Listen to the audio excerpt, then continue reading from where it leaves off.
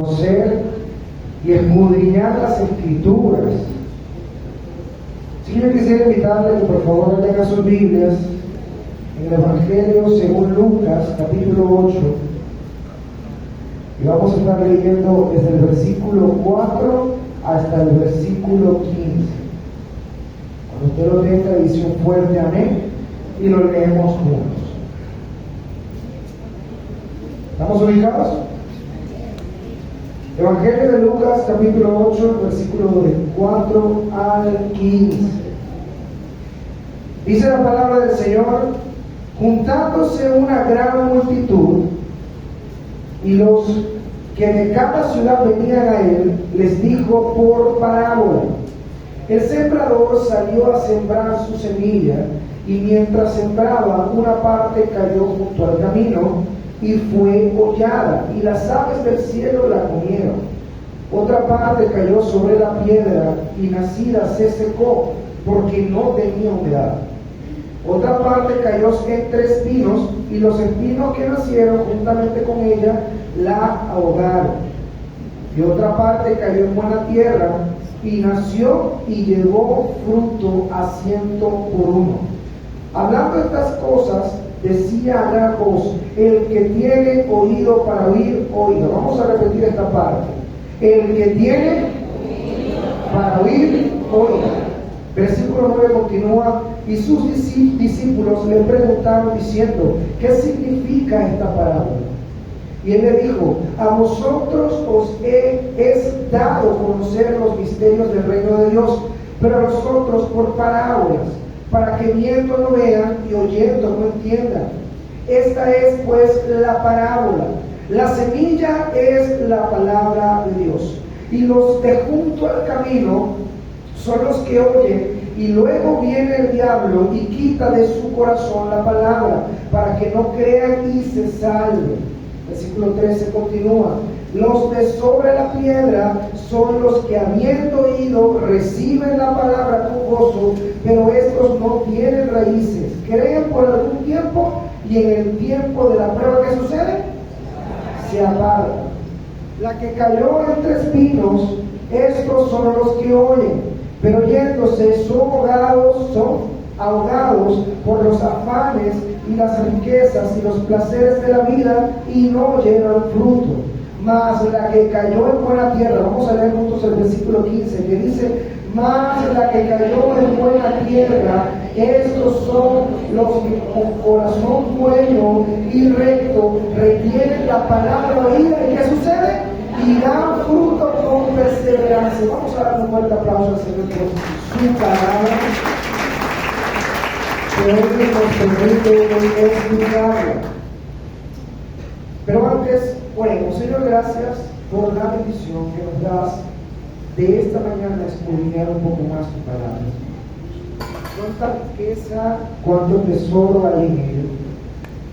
Y hoy principalmente queremos acercarnos, Señor, con corazones dispuestos a recibir tu consejo en esta mañana. Padre, quita toda distracción, quita todo aquello que intente desviar nuestra atención de verdaderamente poder recibir tu gusto, y permite, Dios, que podamos adorarte, bendecirte, glorificarte con todo nuestro corazón. Por eso te damos gracias y te bendecimos en el nombre de Jesús. Y usted dice un fuerte amén. Amén. ¿A cuánto te gusta escuchar una buena historia? Las historias son interesantes, pero yo creo que para poder disfrutar de una buena historia, primero hay que saberla contar, ¿verdad? Hay gente que sabe contar una historia.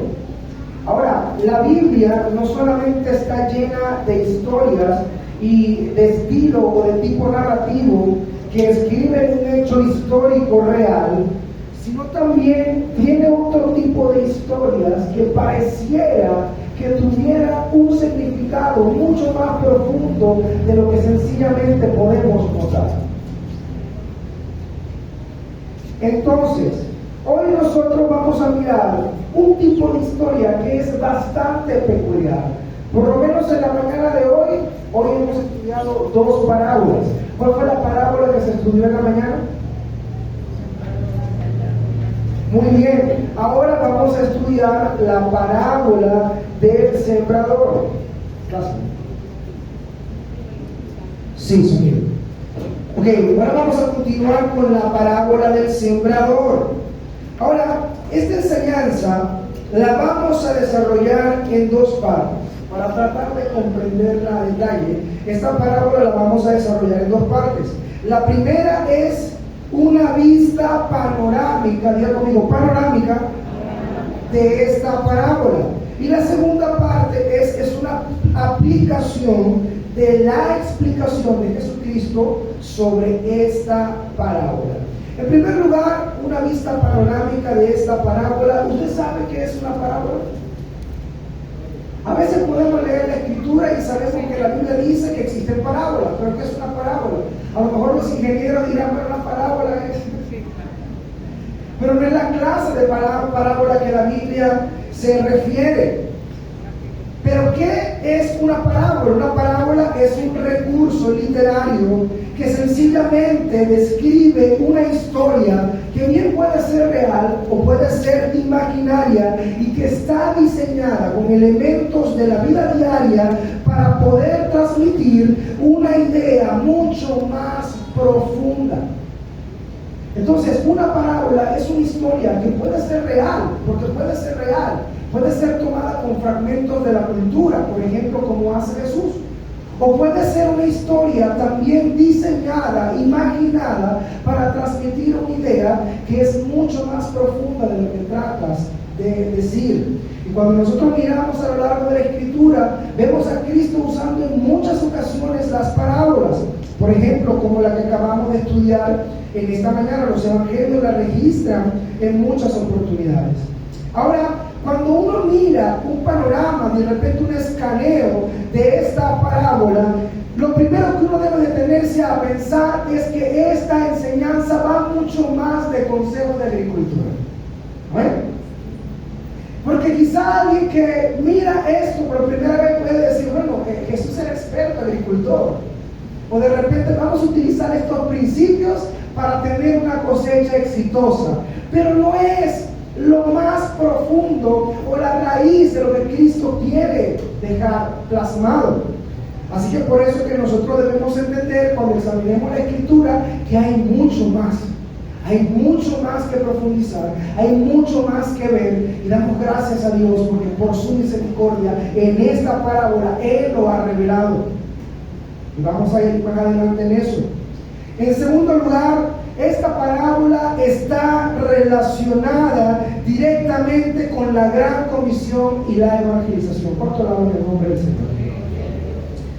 De manera que se refiere, para tratar de dar una respuesta amplia de lo que significa la parábola del sembrador, se refiere a las diferentes respuestas que pueden ocurrir en el corazón de los hombres ante la predicación del Evangelio. Entendemos que es una historia que puede ser real o imaginaria. Entendemos que trata de mostrar una idea mucho más profunda. Entendemos que la agricultura, por así decirlo, es solamente una ilustración para entender la idea mayor, y que esta enseñanza tiene una relación más profunda que tiene que ver con la gran comisión y qué más, y la evangelización. Amén.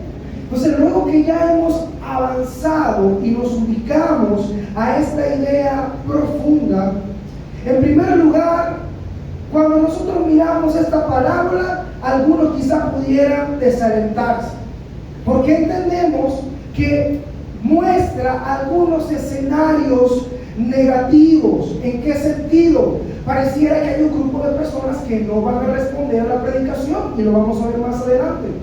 Pero mi pregunta es, hermanos, ¿esto debería ser una causa o una motivación para desalentarnos a no predicar?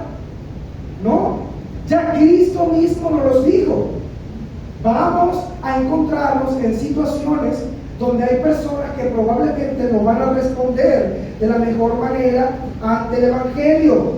Pero también esta parábola sirve de antídoto para el legalismo. ¿Por qué es un antídoto para el legalismo? Porque cuando nosotros nos ubicamos en el versículo 5, dice, el sembrador salió a sembrar, ¿qué dice? Su semilla. La Biblia en ningún momento, o mejor dicho, Cristo en ningún momento trató de decir que el sembrador, antes de poder sembrar, valga la redundancia, miró cuál era la mejor tierra y sembró en la mejor tierra. ¿Qué fue lo que hizo? Salió a sembrar. ¿Y por qué esta parábola es una cura contra el legalismo? Porque, mis hermanos, nosotros como creyentes tenemos la responsabilidad y la obligación de predicar el Evangelio sin importar cuál es el resultado que otra persona va a tener.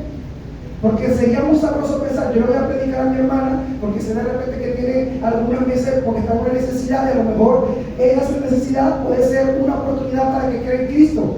Pero si veo a alguien en la calle, no, eso no necesita el Evangelio. Cuidado, la tarea del cristiano es predicar a toda criatura, amén, a toda persona. Por eso tenemos esa responsabilidad.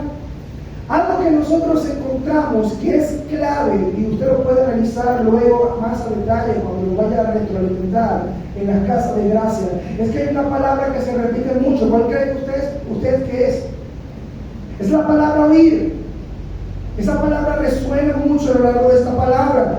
Dice oír, los que oyen, y etcétera. Vemos que sucede mucho, se repite mucho esta palabra, oír.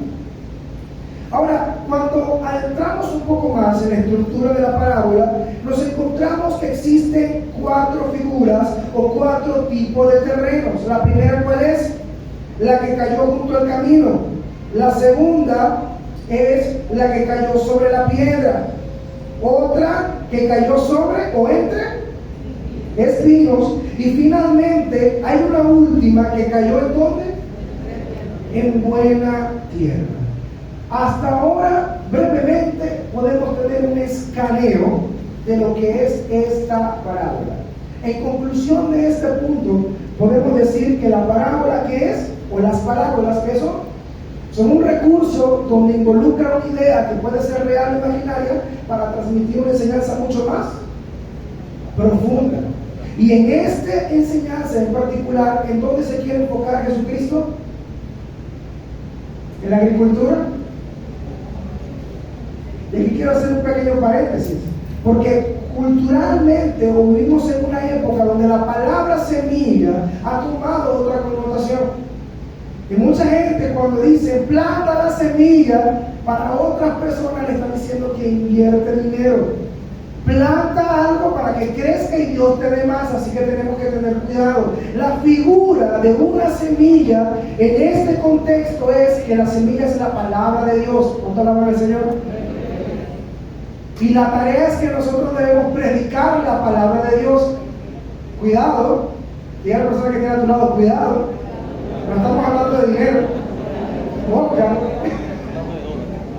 Entonces, por eso tenemos en cuenta que el Señor utilizaba este recurso para expresar muchas ideas, pero nos surge otra pregunta. Yo no sé si usted cuando lee el texto se lo pregunta, pero al estudiarlo me di cuenta cuál es la razón de por qué Cristo hablara en parábolas. Y cuando nosotros ubicamos acá el panorama, nos damos cuenta en el versículo 10 que Jesús le dice a sus discípulos: a vosotros os he dado a conocer los misterios del reino de Dios, pero a nosotros por parábola, para que viendo no vean y oyendo no entiendan. Entonces, ¿cuál es la realidad o la razón por la que Cristo hablara en parábolas? Y damos gracias a Dios porque Él permitió que esta parábola fuese explicada. Porque si no fuese así, usted y yo todavía estuviéramos debatiendo qué significaba la semilla, qué significaba de repente los diferentes tipos de terreno. Pero cuánto la han escrito porque lo ha dejado claro, sencillo y conciso. Amén.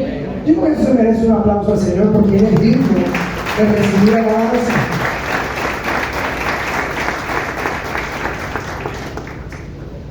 Ahora, ¿por qué Cristo lo hace? Para continuar con esta idea, yo creo que es importante que nosotros nos ubiquemos en el contexto anterior. Busquen el capítulo 7, versículos 36. El subtítulo dice: Jesús en el hogar de Simón el fariseo. Ahora, por cuestiones de tiempo no lo voy a leer todo, pero vamos a tratar de resumirlo. Porque cuando uno mira el contexto, en primer lugar Jesús es invitado al hogar de un fariseo que se llama Simón. Pero ¿qué es lo que sucede? En medio de la reunión, en medio del compartir, no sabemos exactamente qué es lo que estaba sucediendo, se acercó una mujer catalogada pecadora. Y esta mujer mira a Cristo y tenía un perfume de alabastro, quizá probablemente costoso. ¿Y qué es lo que decide esta mujer? Esta mujer decide echarlo sobre Jesús. Esa mujer se postra delante de Jesús. Ella llora, lava con sus cabellos sus pies. Entonces, ¿qué es lo primero que piensa este hombre fariseo dentro de él? Voy a tratar de leerlo para que no perdamos la idea. Dice el versículo 39: cuando vio esto el fariseo que le había convidado, dijo para sí: este, si fuera profeta, conocería quién y qué clase de mujer es la que le toca, que es pecadora. ¿Y qué es lo que sucede inmediatamente? Jesús le habla a este hombre por parábola. Ahora, para tratar de entender por qué Jesús utiliza una parábola, la razón, hay una referencia en Isaías capítulo 6 en cuanto a lo que dice el versículo 10, para que viendo no vean y oyendo no entiendan. Y es que no era que Jesús trataba de utilizar esta parábola, por así decirlo, para tratar de que una idea compleja se convirtiera en algo sencillo. No era la motivación de Cristo. La razón era una forma de presentar el mensaje de Dios para que los que estaban espiritualmente sensibles pudieran anhelar más y procurar entender. Pero, diga conmigo, los que tenían el corazón endurecido no harían otra cosa más que pensar en una sencilla historia. ¿Qué quiere decir esto, mis hermanos? Que para aquellos que anhelaban más del Señor, Dios le mostraría mucho más. Pero para aquellos que tenían el corazón endurecido, que pensaban en su propia justicia, para ellos era una simple historia que a lo mejor no encontraría sentido, pero sería una forma de juicio para aquellos que rechazaban la palabra de Dios. O sea, ¿por qué Cristo habla en parábolas? Porque muchos tenían el corazón duro. Muchos estaban allí a lo mejor criticando. Y a veces podemos encontrarnos con grupos de personas similares. Estamos en una actividad compartiendo la palabra del Señor y a lo mejor otros, en vez de atesorar lo que la Biblia nos enseña, están muy pendientes de otra cosa. Oye, mira que el bombillo, si alguien cambiara ese bombillo, o mira, el hermano al principio le falló el micrófono, ¿por qué no compran otro micrófono? A mí, ¿verdad? Vamos comprando el micrófono. O simplemente no eso, sino ser un poco más al extremo. Y yo creo que yo lo puedo hacer mejor que ese hermano. Yo creo que ese hermano no debería estar ahí. Y pasamos toda la hora de edificación desenfocados en cualquier otra cosa, enfocados en cualquier otra cosa.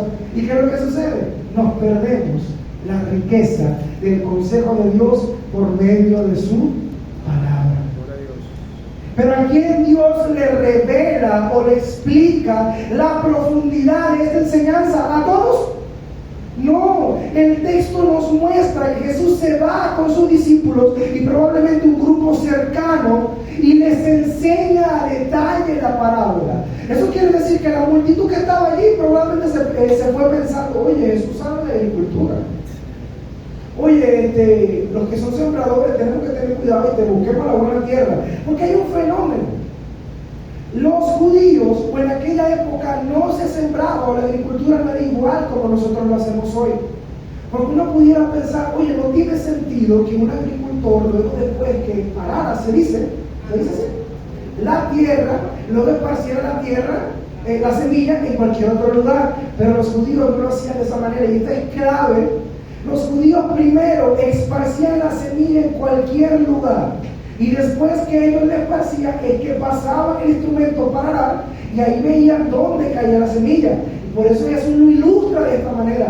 Algunos caían en buena tierra, otros no, otros caían sobre rocas, otros sobre espinos, y así sucesivamente. ¿Estamos ubicados en el contexto? Por eso que es diferente en cuanto a la forma como nosotros lo vemos. Ahora, en conclusión, la parábola también era una especie de juicio para aquellos que rechazaban la palabra de Dios. Pero gracias a Dios por Cristo, porque hoy está sencilla para nosotros. Y creo que el Señor nos va a seguir hablando. ¿Cuánto dicen amén? En segundo lugar, vamos a pasar a la segunda parte. Ya hemos visto lo que es la vista panorámica. Ya usted por lo menos tiene alguna herramienta para poder entender todo el contexto de esta enseñanza, porque no solamente está en Juan, también lo tiene Marcos, y si no me equivoco, Mateo creo que también lo resalta, con algunos datos, un poquito, otro tiene un poquito más de datos, otro lo hace más conciso. Pero, en segundo lugar, vamos a la aplicación de la explicación de la parábola, y ahora sí, como el tema que estamos compartiendo, la eficacia del Evangelio y cómo el Evangelio actúa en el corazón de las personas. En primer lugar, lo primero que Cristo hace, o lo primero que Cristo explica, es que la semilla que representa, vamos a ubicarnos en el versículo 11, que dice el texto: esta es pues la parábola. La semilla es la palabra de Dios. Eso quiere decir, por ende, el que esparce la semilla, ¿quién es?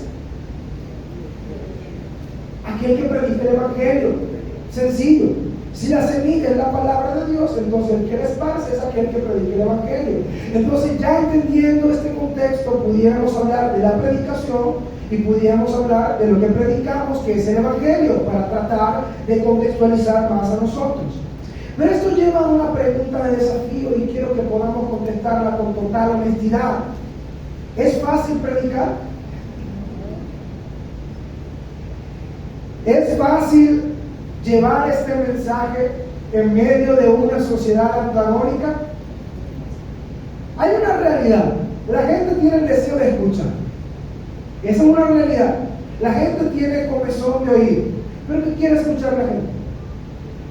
Quiere escuchar un mensaje que probablemente fomente su propio pensamiento, que probablemente sea hedonista. Hedonista quiere decir que promueva sus deseos y anhelos.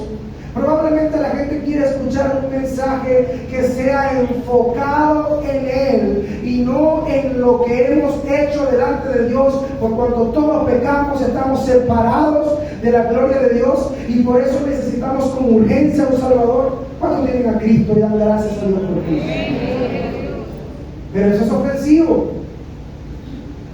Y en la mayoría de los casos, cuando tú tomas o decides hablar con poder la palabra de Dios, la mayoría te va a decir que eres un fanático. ¿O no? Así que no es una tarea fácil la predicación. Por eso este mensaje es sumamente poderoso, pero así como es sumamente poderoso, este mensaje tendrá oposición. Este mensaje tendrá oposición. ¿Y cree usted que el enemigo está contento de que la iglesia salga a predicar? ¿Usted cree que el enemigo está contento de que las casas de gracia se reúnan y se planifiquen hacer una actividad de visita, evangelismo? No, está contento con eso. Pero mayor es Dios que está con nosotros, es el dueño de la misión, es el dueño de la obra. Por eso no debemos tampoco subestimar la tarea en una parte, pero por otro lado no debemos desmotivarnos, porque el mismo Dios que nos llamó, el mismo Dios que nos desafió, que nos entregó el mensaje, es el mismo Dios que según Mateo 28 estará con nosotros todos los días hasta el fin de los tiempos. Ese es el Dios que adoramos, el Dios que servimos. Así que, mis queridos hermanos, el cristiano debe estar claro que la predicación del Evangelio puede producir diferentes resultados en el corazón de las personas. Pero esto no debe ser una excusa para no predicar. Ojo, cuidemos la motivación. Si yo selecciono a quién le predico y a quién no, yo no estoy diciendo, no estoy asumiendo mi posición. Vamos a utilizar la figura de sembrador. Estoy asumiendo la posición de Dios mismo, porque estoy eligiendo a quién compartir el mensaje y a quién no. Y a veces podemos hacer juicio de valor. Por ejemplo, y voy a tratar de ser enfático, una comunidad de homosexuales. ¿Cuántas personas están predicando de los homosexuales? Porque a lo mejor tenemos la idea de que su pecado es tan grande que ellos no van a poder llegar a los pies de Cristo. Pero mentira del diablo. Si Dios te salvó a ti, si me salvó a mí, que somos igual de pecadores, claro que lo puede salvar a ellos. Amén, amén. Pero no debemos ser selectivos. Nuestro trabajo, y lo voy a enfatizar una vez más, es predicar, porque el Evangelio transforma el corazón del hombre. Ahora, entendiendo esto, ¿verdad? Que la palabra, o mejor dicho, que la semilla representa la palabra de Dios. Ahora vamos a tratar, según lo que Cristo mismo ha explicado, poder orientarnos en lo que es cada elemento de esta parábola. Por ejemplo, los tipos de tierra, que pudieran ser una figura o un sinónimo de los diferentes o del tipo de corazón que puede existir en las diferentes personas que le prediquemos. Jesús explica, ¿verdad? En la primera dice: los de junto al camino. Vamos a leer el versículo 12, por favor. Dice la palabra de Dios: los de junto al camino son los que oyen, y luego viene el diablo y quita de su corazón la palabra para que no crean y se salve. La palabra corazón viene del griego cardia y se refiere al centro afectivo del ser humano. Eso quiere decir que este primer grupo de personas son aquellas que pueden escuchar la predicación del Evangelio, pero en primer lugar su corazón no está ganado para recibir la enseñanza. Este grupo de personas pueden sentarse, a lo mejor pueden mirar una campaña, a lo mejor pueden asistir a una congregación, a lo mejor pueden estar en tu casa de gracia, pero están allí primeramente con su corazón bloqueado para lo que tú les estás enseñando. Y están luchando con ideas, con prejuicios, con mentiras, de que el Evangelio para ellos es poco importante. Por ejemplo, para nadie es un secreto que la gente tiene una idea distorsionada del Evangelio. Yo tengo un compañero de trabajo que cuando piensa en Evangelio o evangélicos, lo primero que viene a su mente son un grupo de personas desordenadas que se tiran en el piso y que hacen espectáculos. Él me lo dijo. Pero ese es el Evangelio, pregunta usted, mi hermano. Entonces, ¿qué es lo que hace Satanás en la mente de muchos? Oye, pero para yo seguir lo que este hace y revolcarme en el piso, yo prefiero seguir como esto, ¿verdad? Entonces, Satanás utiliza ideas, mentiras, para que la palabra de Dios de alguna manera no llegue a la mente y el corazón de estas personas. Son personas duras en la fe, están cerradas, incluso, y me atrevo a decir que incluso algunos se burlan del Evangelio. ¿Alguna vez se han burlado de usted por ser cristiano? De mí muchas veces. Pero no me avergüenzo del Evangelio porque es poder de Dios para salvación. Y aunque se burlen de nosotros y nos maltraten, hay mayor gloria en entender que en nosotros está el tesoro del cielo que ha venido a dar vida y vida en abundancia. Por eso no nos avergonzamos. Yo recuerdo un caso, para tratar de ilustrar esta idea, donde un amigo me comentaba que fue a predicarle a un muchacho al hospital que estaba en sus últimos días. Aparentemente el muchacho estaba sufriendo una grave enfermedad y no sabían cuál era, pero por le pasó así de la nada. ¿Qué fue lo que sucedió? Cuando hacen los análisis se dan cuenta que el muchacho tenía VIH. Resulta que este muchacho estaba llevando por mucho tiempo una doble vida. Por un lado parecía ser un hombre hecho y derecho, pero por otro lado practicaba abiertamente la homosexualidad y evidentemente la promiscuidad, porque esa comunidad tiende a ser muy promiscua, esa es la realidad. Y mi amigo me cuenta que fue a predicarle el Evangelio pensando que están en tus últimos días. A lo mejor, oye, el hombre va a querer, Y para su sorpresa, es que cuando le predica el Evangelio y le presenta a Cristo como Salvador, ¿sabe cuál fue la respuesta de este hombre? Mira, gracias por venir, gracias por predicar, pero yo no quiero saber nada de ese Dios que estás predicando. Y en esa misma noche murió. ¿Y quiere decir esto, mis hermanos? Y amigos que están presentes, escuchen esto, esto es muy importante. El Evangelio en ocasiones lo vamos a predicar para salvación, ¿amén? Pero en otras ocasiones lo vamos a predicar para juicio. Yo sé que esto puede sonar fuerte, pero aquellos que rechazan el Evangelio, aquellos que rechazan a Cristo, aquellos que rechazan el salvavidas que Dios nos envía, no pueden esperar otra cosa más que juicio y condenación. Y puede que suceda. Y este grupo de personas parecía que era de esta forma.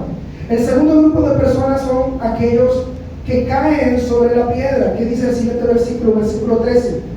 Los de sobre la piedra son aquellos que habiendo oído reciben la palabra con gozo, energía, electricidad.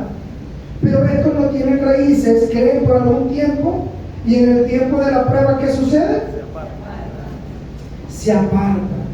Aquí se describe un grupo de personas que escuchan el mensaje, se emocionan con el mensaje, pero luego cuando se topan de la realidad de que la vida cristiana no es fácil, hay mucha gente predicando: ven a Cristo para que se resuelvan tus problemas, ven a Cristo para que tus finanzas aumenten, ven a Cristo para que tus relaciones aumenten en armonía, por ejemplo. Y no que eso no sea netamente cierto, porque nuestro Dios es la fuente de nuestro gozo, amén.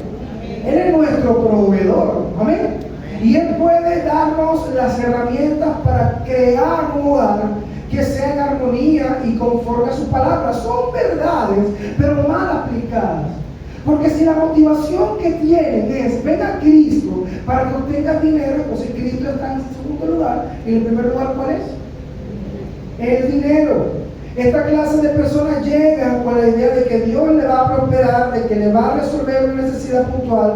A lo mejor va a resolver algo de su matrimonio, pero cuando ven que la vida cristiana no es fácil, porque presta atención a lo que voy a decir, la vida cristiana no es fácil, nunca lo va a ser, pero con la ayuda del Espíritu Santo es posible, porque hoy estamos en pie, es por la ayuda, por la guía y por el poder de Dios que nos alienta y nos sustenta. Pero ellos que aún no han puesto su confianza actualmente, no pueden permanecer, se desmotivan, lo podemos ver alegre y al otro día pareciera que ya se venció esa chispa. Y Satanás comienza a poner ideas y le pregunta: oye, fulanito, menganito, ¿por qué no te he visto más en la iglesia? Oye, no voy para esa iglesia porque a esa iglesia le falta amor. Yo no voy más para esa iglesia porque ahí predican muy fuerte y hablan mucho de pecado. Esos hermanos nunca hablan una palabra de cariño, de aprecio. Todo es pecado, pecado, pecado. Yo no me fui de esa iglesia porque allá no me dieron la oportunidad de servir. Siempre es la misma gente. Yo quería cantar, yo quería adorar. Hermano, canta para ver, pero lo voy a hacer ejemplo. No lo peguen en una nota. Ahora pudiéramos pensar: yo me fui de la iglesia porque no me saludan. Yo quiero que usted sea honesto. ¿Usted conoce a alguien así? Digo que todos conocemos a alguien así. Pero en la luz de la palabra de Dios, usted sabe cuál es la razón por la que está así. Y a veces el problema de los cristianos es que no podemos diferenciar entre quién es creyente y quién no lo es. Y esta herramienta Cristo nos la da para que podamos tener discernimiento y sabiduría. En primer lugar, para que prediquemos, pero en segundo lugar, para que entendamos que nuestro mensaje va a tener diferentes tipos de resultados. Y debemos entenderlo, porque si alguien vemos que no está dando fruto, ¿qué requiere? Que lo discipulemos, no, que sigamos evangelizándolo. Pero no puedes discipular a alguien que verdaderamente no está plenamente convencido en cuanto a la fe. Entonces, este grupo de personas, en conclusión de este grupo de personas, son alguien o son personas, para la redundancia, que no tienen ningún compromiso con Dios. No se van a comprometer. Probablemente van y vienen, van y vienen, van y vienen, pero nunca asumen un compromiso con Dios, porque en realidad la razón del problema no son los demás. La razón del problema no es el tipo de predicación. La razón del problema no es porque no me saludan. La razón del problema es porque aún no ha confiado verdaderamente en Cristo. Y si hay alguien hoy en esa condición, le animo a que acuda a los pies de Cristo. El Evangelio es mucho más que la respuesta ante una necesidad. Es más bien el espejo donde nosotros podemos ver cuál es nuestra verdadera condición ante Dios, pero al mismo tiempo es la puerta que nos muestra la escapatoria, el salvavidas que Dios mismo nos brinda para salir de esa condición. Ese es el Evangelio. Entonces vamos a avanzar al tercer grupo de personas. La que cayó entre espinos. Versículo 14 dice: la que cayó entre espinos, estos son los que oyen, pero yéndose son ahogados. ¿Por qué? Por los afanes de la vida. Por las afanes y las riquezas y los placeres de la vida, y no llevan. Este grupo de personas son aquellas que permanecen por algún tiempo. Ellos pueden, según la parábola, parece que son tierra buena, pareciera que están creciendo, pareciera que, oye, son de Dios la gente, ¿verdad? Pero a medida que pasa el tiempo, este grupo de personas que inician con buenas intenciones, inician animados, incluso pueden llegar a formar parte de la membresía de una iglesia, pareciera que le cuesta confiar en Dios. Porque ¿qué es una preocupación? La Biblia dice los afanes de la vida, en otra versión es las preocupaciones. ¿Qué es una preocupación? La preocupación viene cuando sentimos que perdemos el control ante una situación, ¿o no? Por ejemplo, si usted tiene los recursos suficientes para comprar la comida mañana, ¿usted se preocupa? ¿Para cuándo se preocupa? Cuando no lo tiene. Entonces, la preocupación es la respuesta a esa pérdida del control sobre las cosas. Pero pareciera que este grupo de personas no solamente se preocupan, sino que se preocupan bastante. ¿Y qué es lo que sucede? Se olvidan, pierden de vista que el Dios que hemos creído, que el Dios que nos ha salvado, el Dios que adoramos, el Dios que nos rescató, es el Dios también que tiene promesas y que esas promesas se cumplen. Pero este tipo de personas pareciera que no pueden ver, no pueden saborear, no pueden disfrutar de la verdad de que Dios provee a su pueblo. Por lo tanto, quieren hacerlo en su propia cuenta, a sus propias maneras, en sus propias fuerzas, y terminan llegando al extremo de caer en la frustración y concluir que Dios no es tan bueno como la Biblia lo dice. Por eso que este grupo de personas pierden de vista a Cristo y terminan quedando en un estado estático, terminan desalentados, no crecen, no maduran, y tristemente, que es lo más peligroso según lo que vemos en el texto, cuando habla de los placeres de la vida, tristemente, al no poder saciarse en Cristo, terminan practicando cosas que no agradan a Dios. Y eso termina de apagar la fe. Por eso yo creo, mis hermanos, que la Biblia nos está desafiando y nos está exhortando a que todos podamos examinar nuestra vida a la luz de la palabra. ¿Cuánto dicen amén? Debemos examinar nuestra vida a la luz de la palabra. No podemos pensar que todos acá hemos llegado al máximo nivel de fe, de espiritualidad. Pero sí tenemos un Dios que nos recibe, nos sostiene, nos alienta, nos ayuda a levantarnos. ¿Cuánto dicen? Entonces, tenemos estos tres aspectos iniciales. Y luego tenemos el último, que pareciera que es la idea que Cristo desea para cada creyente. Versículo 15 termina diciendo: mas la que cayó en buena tierra, estos son los de corazón bueno. ¿Y qué más dice? Recto, retiene la palabra oída. Recuerden que en esta parte es la única vez que escuchamos retiene la palabra oída. Santiago habla que no son debemos ser oidores, sino también hacedores. En los demás casos, todos escucharon, pero muy pocos, o para decir ninguno, lo practicaron. Pero la buena tierra es aquella que la escucha, la cree, se vivifica en él, la retiene y la practica. ¿Cuántos alaban al Señor? Y no solamente la practica, porque el resultado de la práctica, de la obediencia a la palabra de Dios, produce en usted y en mí buenos frutos.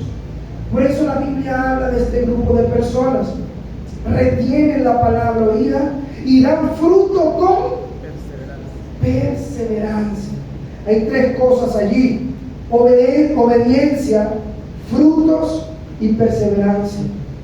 Ese es el resultado, mis hermanos, del Evangelio en el corazón del creyente.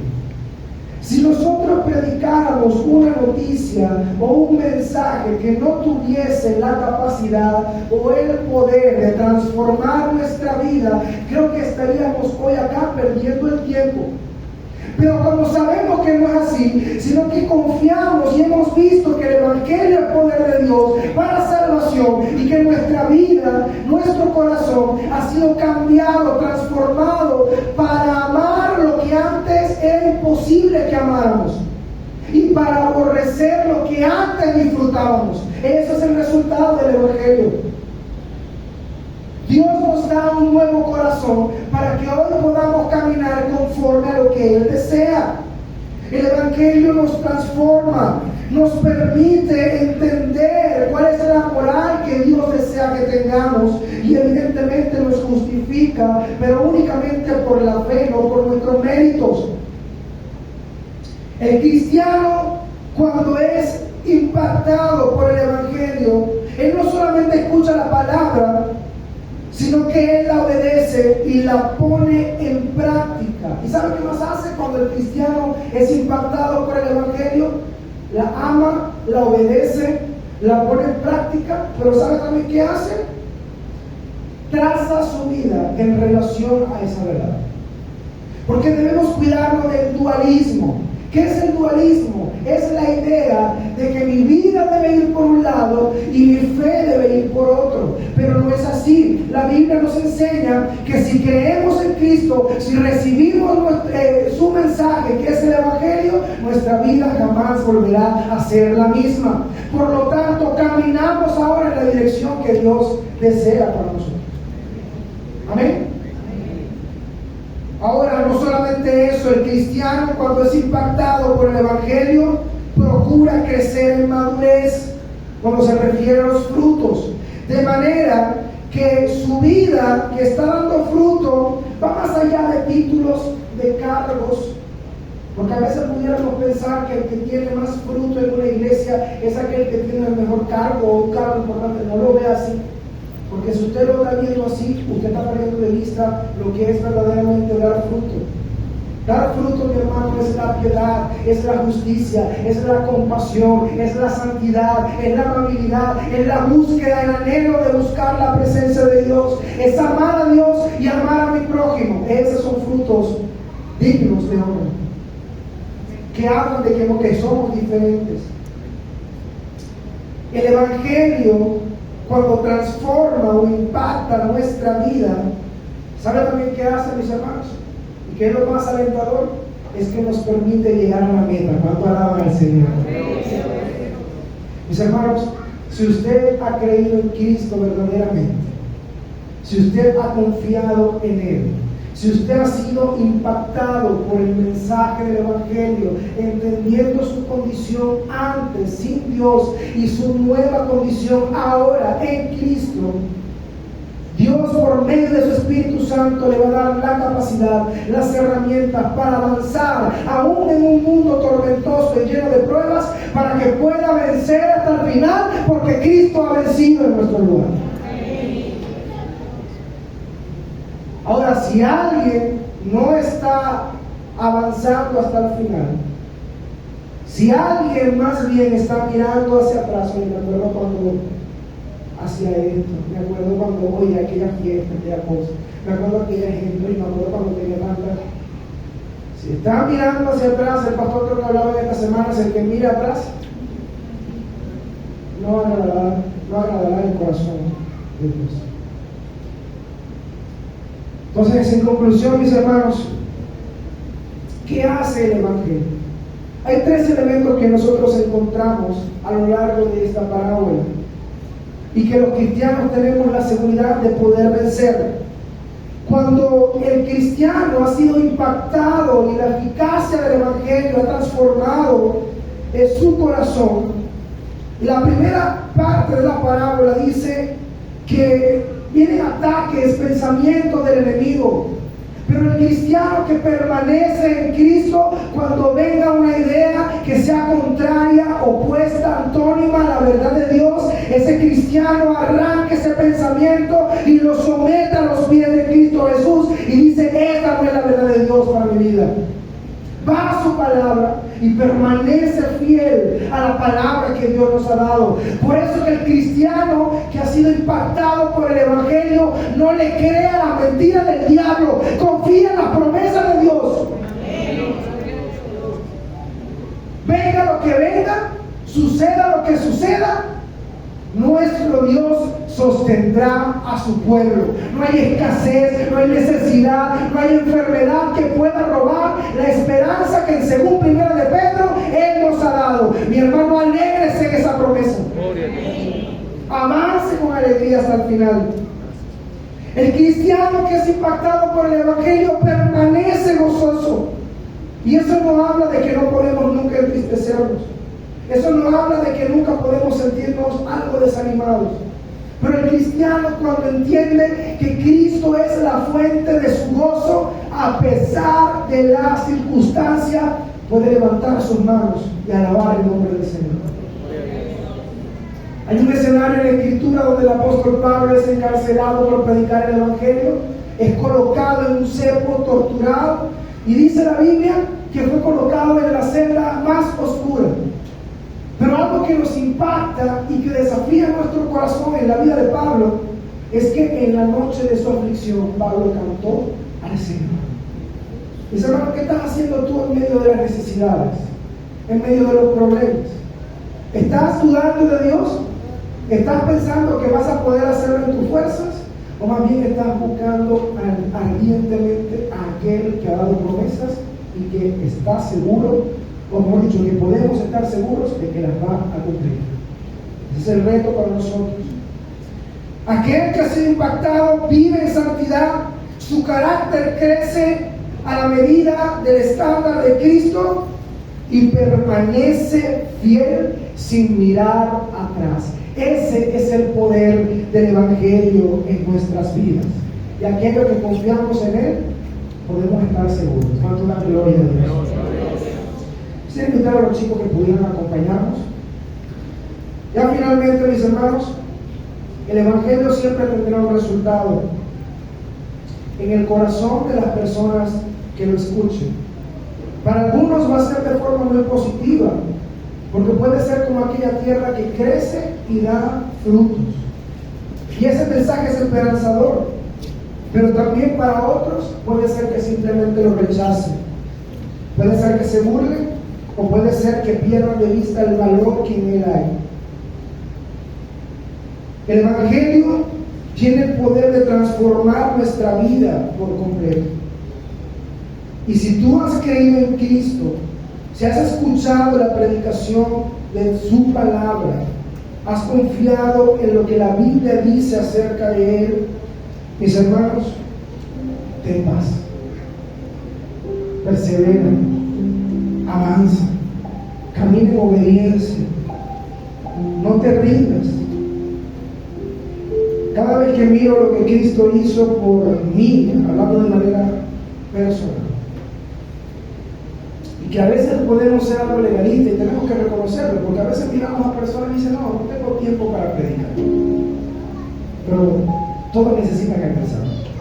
Yo doy gloria a Dios por aquella persona que algún día, y le voy a ser honesto, quizás no recuerdo muy bien cómo fue la cosa, pero yo doy gloria a Dios por aquella persona que algún día tomó el valor y la iniciativa de hablarme acerca de Cristo, porque yo le imagino mi vida sin Cristo. Este mensaje no solamente debe desafiarnos a cómo estamos viviendo. Este mensaje no solamente debe confrontarnos en cuanto a la fe y lo que hacemos y lo que debemos hacer. Este mensaje debe estremecernos a entender que las cosas de Dios no son un juego. No podemos estar con un pie aquí y un pie allá. O somos del Señor o no lo somos. Y yo no sé cuál es tu situación en esta mañana. Yo no sé si has estado en ocasiones así, como las olas del mar, para allá y para acá. Yo no sé si en algún momento pensaste que la razón por la que no querías estar más acá es porque alguien te ofendió. Pero quizás hay una razón más profunda. Y es que aún no estabas confiando por completo en ese Salvador. Puede ser que en algún momento pensaste que este mensaje no es tan valioso, necesito otras cosas en mi vida, necesito alcanzar dinero, necesito tener fama, necesito el éxito, pero ¿de qué vale eso? Si la vida del hombre es como la hierba, hoy estamos, mañana no sabemos, ¿de qué vale acumular tanto y perder nuestra alma?